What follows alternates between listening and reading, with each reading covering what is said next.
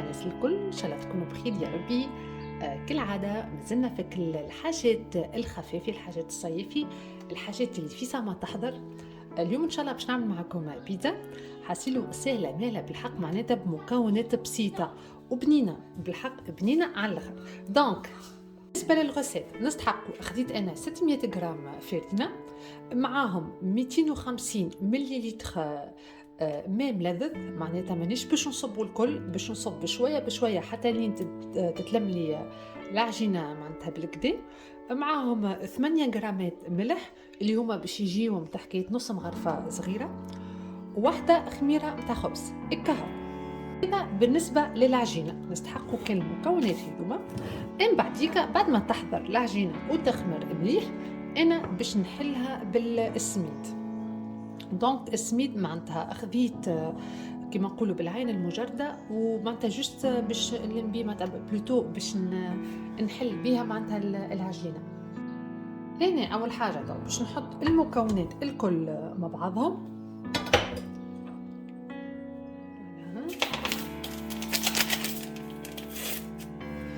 نحط معاهم الخميره والملح، حطيت باش نصب شويه ماء ملذذ. كيف ما قلت لكم الماء معناتها ماذا بينا يكون مش سخون برشا، جوست ملذذ، خاطر كي يبدا سخون العجينه ما تخمرش. كي يبدا سخون برشا توا باش نخليه معناتها يتلم.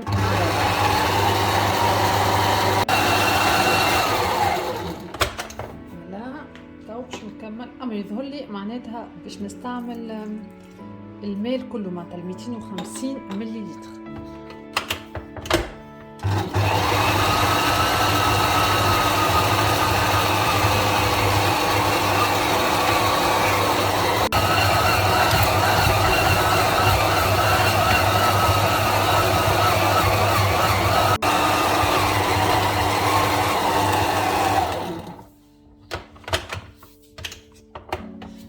نوريكم كيفاش تكون العجينه، اغزروا لها كالعاده سوبل، وكي تمسها ما تتلصقش ولا ما تقعدش معناتها واحله في اليد، تنحى فاسيلمون.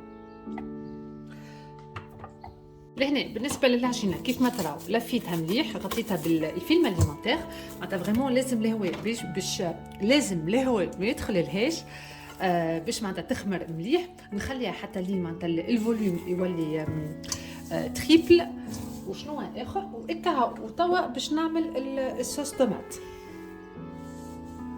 بالنسبه للصوص طماط انا خذيت زيت، حطيت معناتها زيت العادي نتاعنا، احنا نقولوا له زيت الحاكم، خذيت بالعين. وشنو اخر وحطيت معاه بصله متوسطه كيف ما تراو، معناتها قصيتها بالطول جيده. وتوا باش نقليهم معناتها باش نقليهم حتى لين كل البصل يذبل. من بعديك باش نزيد عليهم 2 مغارف كبار طماطم. كان انتم تحبوا معناتها تحطوا طماطم الكعب، بالطبيعه عندكم الاختيار. تويكا باش نعاود نرجعهم للغاز وباش نخلي حتى لين الطماطم تتقلي. زاده تو باش نزيد عليهم الزعتر، الفلفل الكحل، الملح، وحطيت معاهم شويه سكر. هكاك انا بالنسبه للسكر راه نحط كان في الصوص طماط نتاع البيتزا، هكاك تظهر لي معناتها فريمون الكو كل شويه الكو الحلو هذاك يبان برشا الصوص طماط. لهنا باش نخلي الطماطم تتقلى مليح مليح، وفي نفس الوقت نقعد نحرك معناتها باش هكاك الطماطم معناتها كيما نقولوا، خاطر انا لاحظت معناتها لاستيوس نتاعي اللي جامي معناتها نحيها ونبدلها. الطماطم نقليها برشا في الزيت هكاك تتنحى القروسيه نتاعها. دونك في نفس الوقت نقعد نحرك ونخليها تتقلى مع الزيت هكاكا باش ما تشدليش معناتها في الكسرونه. من بعديك بعد ما تتقلى هكاكا نتاع 3 مينوت نزيد عليها شويه ماء ونغطي عليها حتى لين معناتها تطيب وكل ماء هذاك ينشف. بون لهناك بعد ما خمرت مليح العجينه،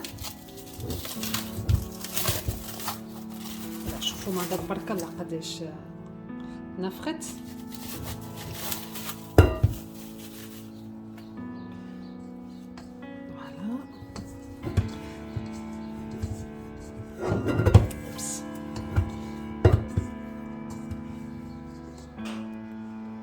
اوبا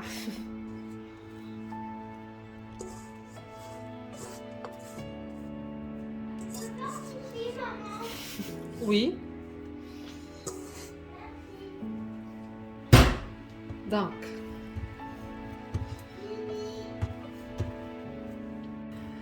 لهنا جوست باش نقصها، انا باش نعملهم صغار مش كبار برشا، بلوتو متوسطين.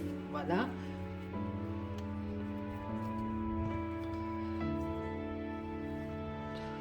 هوب.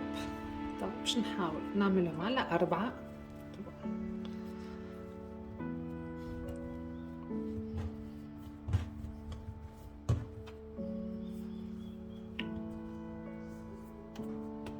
فوالا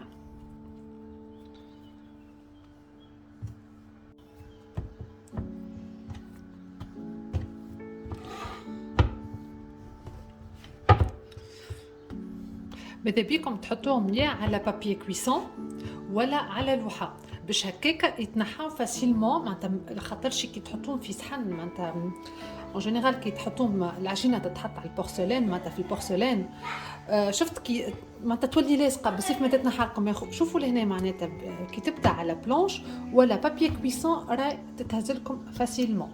دونك لهنايا كيف كيف باش نحل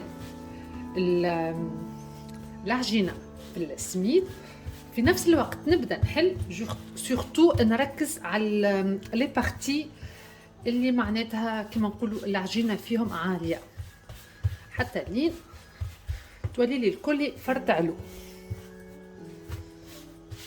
شوفوا ما شاء الله معناتها العجينه قداش سوبل وتمشي معناتها مع اليد.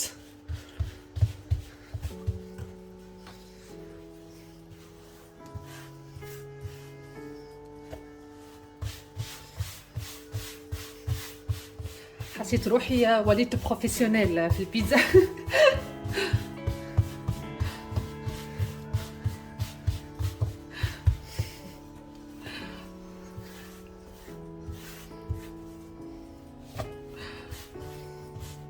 باش نركز على بارتي هذوما خاطر مازالت عاليه شويه العجينه لهنا. نورمالمون سي بون. فوالا تبارك الله معناتها العجينه بالحق سوبل مش نورمال.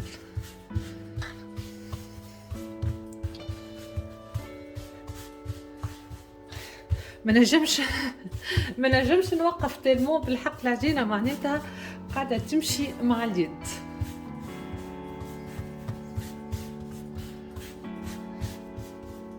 فوالا توا باش نبدا ندور هكاكا كيف ما قلت لكم الصوص ما تخرجش. كي نحط الصوص معناتها معناتها كيما نقولوا ما تخرجش معناتها في الحروفات، جوست شويه.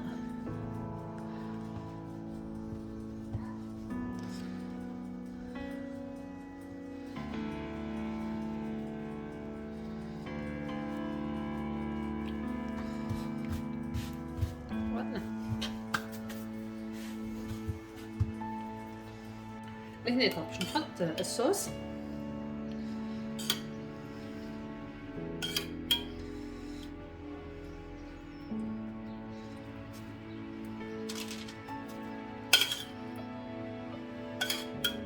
انا نشخشخها راهو بالصوص، كل واحد كيفاش يحب الكونتيتي، ما انا نشخشخها برشا. اي سورتو معناتها كي الصوص تطيب مع البات بالحق معناتها لي بور معناتها يبداو يتقرمشوا، والوسطان كيما نقولوا تتنفخ العجينه بالصوص وتبدا بنينه برشا. تويكا باش ندخلها بتحكيت هكاكا 7 دقائق ماكسيموم.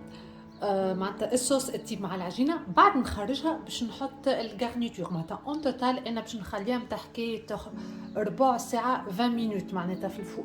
بون لهنا كيف ما قلت لكم بعد ما خليتها متحكيت 7 دقائق خرجتها. توا باش نحط الفرomاج. بالنسبه للغارنيتور انتم تحبوا معناتها تحطوا اللي تحبوا عادي بالطبيعه. انا لهناك استعملت الغريير. فوالا كيف نقولوا باش نشخشخها. اوكي فوالا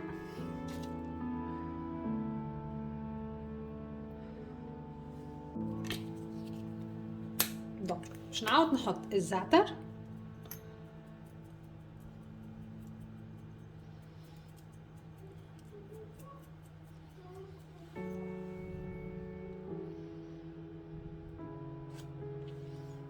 بعد باش نحط التن،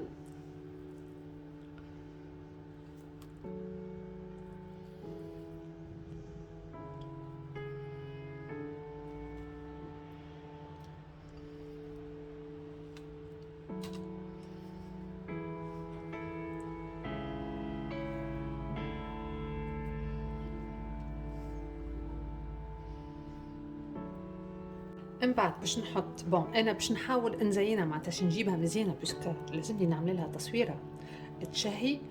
دونك باش نلعب ياسر على المنظر باش نركز بلوتو على المنظر. دونك باش نحط لها البوافرون، فوالا جوست نحي لها هذايا اي اوب، جوست لهنا باش نحط لهم الموتزاريلا.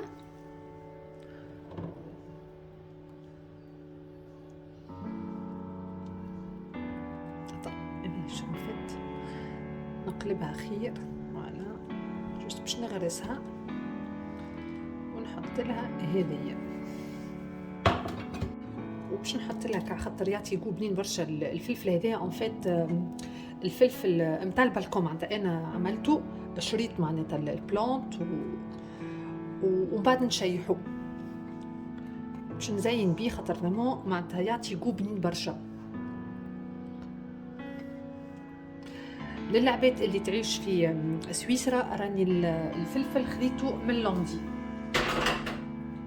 شنو اخر طبيعه ما ننساوش المعدنوس.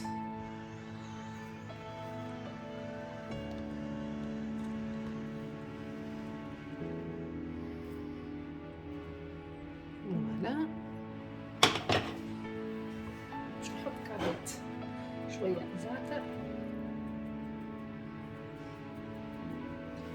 فوالا توا باش ندخلها للفور وباش نخليها متاع حكايه 12 15 دقيقه بيسكي معناتها بدات تطيب شويه.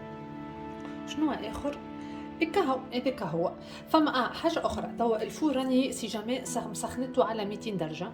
انا بالنسبه للغارنيتور معناتها نحط البات والصوص مع بعضهم كيف ما تراو معناتها خليتهم يطيبوا وحدهم، من بعد نحط معناتها الباقي نتاع الغارنيتور الكل مع بعضه وندخل للفور.